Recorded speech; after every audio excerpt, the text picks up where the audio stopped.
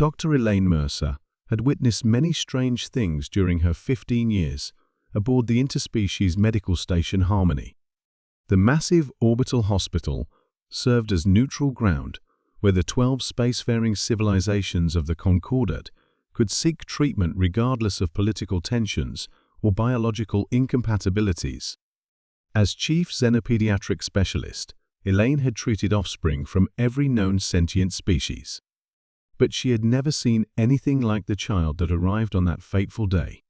The medical shuttle docked with unusual urgency, bypassing standard quarantine protocols. Through the observation window, Elaine watched as two Kelvari diplomats, tall, elegantly proportioned beings with iridescent scales, hurried from the craft. Between them floated a containment pod, its systems indicating critical life support status. "We require immediate assistance," the lead Kelvari stated, their translator converting the harmonics into standard. "We discovered this being during a diplomatic mission to the fringe territories." Elaine moved closer to the pod. Inside, suspended in stabilizing gel, was a small humanoid figure. Its skin shifted colors like oil on water, occasionally becoming nearly transparent to reveal a complex internal anatomy, unlike anything in the medical station's extensive database. "Species designation?" she asked, already preparing scanner sequences. "Unknown," replied the second Kelvari. "It appears to be in a juvenile state, but its biological markers don't match any registered sentient. We believe it may be from beyond the Scutum Centaurus arm." Elaine noted the diplomatic insignias on their attire. "You were quite far from established roots. What were you doing in the fringe?" The Kelvari exchanged glances. "That information is classified by consortium security protocols. What matters is that we found this entity alone in a damaged escape pod. It appears to be the sole survivor of something." As the medical team transferred the pod to the Xenopediatric Intensive Care Unit, Elaine caught something in the Kelvari's tone. Unease. Almost fear. These were beings known for their measured responses and careful diplomacy, yet something about this child disturbed them. The Kelvari departed with unusual haste, promising to file the appropriate documentation with the Concordat registry. They didn't return. 3 days later, as Elaine and her team worked to stabilize the child's deteriorating condition, the first warning came. A formal communication from the Kelvari Consortium, classified as urgent diplomatic correspondence. The entity retrieved from the fringe territories has been identified as belonging to a species designated as Omega-class prohibited. All Concordat facilities are ordered to maintain strict quarantine and await specialized containment teams. Under no circumstances should direct contact be attempted. No further explanation was provided. By the end of the week, representatives from all 11 non-human Concordat species had arrived at the station. Not medical personnel, military and containment specialists. They gathered in the observation room, watching the child through reinforced screens as Elaine presented her findings. "The patient is stabilized, but remains in critical condition," she explained, displaying holographic renderings of the child's unusual physiology. "We've managed to establish compatible nutrient absorption, but several organ systems are failing. Without more aggressive intervention." "No intervention will be necessary, Doctor," interrupted the Morrigan representative. A being composed of interlocking crystalline structures that hummed when they spoke. "We have reached unanimous consensus. The entity will be transferred to deep space containment immediately." Elaine stared in disbelief. This is a child, a patient in critical condition. Moving them now would almost certainly be fatal. "That is an acceptable outcome," stated the Thalosian observer, their massive, armored form dwarfing the other representatives. "In fact, it may be preferable." The room temperature seemed to drop.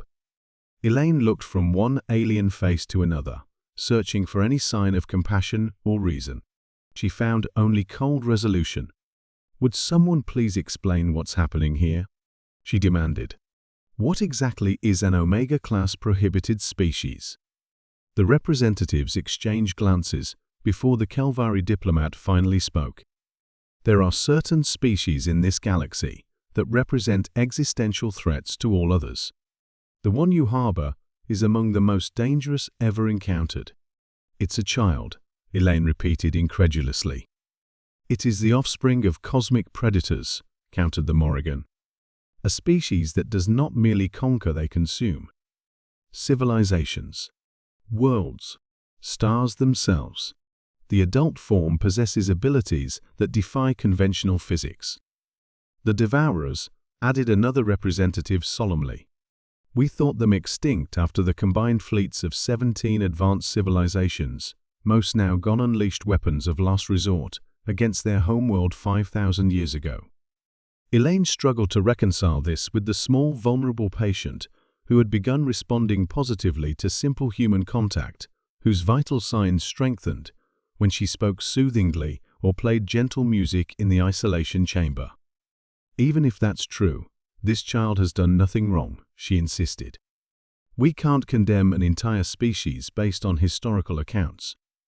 We can, and we must, the Thalosian stated flatly. The consensus is reached. Your human emotional responses are noted but irrelevant in matters of galactic security. That night, after the representatives had departed with assurances that a specialized containment vessel would arrive within 48 hours, Elaine called an emergency meeting of the station's human medical staff. They're going to kill this child, she told the assembled doctors and nurses, or condemn it to eternal isolation. Either way, they're punishing an innocent for the supposed crimes of its ancestors. Dr. Kano, the station's director, looked troubled. The Concordat Agreement gives them jurisdiction in matters of interspecies security.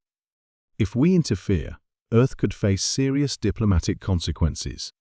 And if we don't, Elaine countered, we betray everything our medical oaths stand for. Everything that makes us human. The debate lasted hours, but in the end, the decision was made. When the containment vessel arrived, the child would no longer be aboard the station. The small medical transport left Harmony Station 12 hours later, its departure logged as a supply run to the human colony on Proxima Centauri. Instead, it took a circuitous route to avoid tracking, eventually reaching Earth's lunar medical facility outside Concordat jurisdiction. There, in a specially modified chamber, Elaine continued treating the alien child. Day by day, it grew stronger. Its color shifting stabilized. It began to communicate first through simple empathic projections, then through a symbolic language that xenolinguists worked tirelessly to decode. 6 months later, as diplomatic tensions between Earth and the Concordat reached a breaking point, the child now called Nova by its human caretakers made a breakthrough. They fear what they do not understand, it communicated to Elaine, using the rudimentary translation matrix. My people were not destroyers. We were guardians. The historical fragments Nova shared painted a very different picture than the Concordat's warnings. The Devourers had been protectors, capable of neutralizing cosmic threats by absorbing and redirecting destructive energies. Their abilities had made them targets for those who sought to weaponize them, leading to resistance that was remembered as aggression. When Earth finally presented Nova and this evidence to the Concordat Council, the reaction was mixed. Some representatives remained convinced of the danger. Others began to question ancient prejudices. The Kelvari diplomat, who had first brought Nova to the station, came to see the child, now noticeably more mature and able to control its remarkable abilities, including the capacity to heal injuries through energy transference. Why? They asked Elaine privately. Why would humans risk so much for a single alien child? Elaine thought of all the possible answers: scientific curiosity, diplomatic advantage, the potential benefits of Nova's healing abilities. But the truth was simpler. Because everyone else abandoned this helpless alien child, she said finally. Everyone except the humans. And that's not who we want to be in this galaxy. 5 years later, Nova became the first of its kind to serve as a diplomatic representative, a bridge between ancient misconceptions and new understanding. The species once feared as devourers were gradually rediscovered in remote corners of the galaxy where they had hidden for millennia.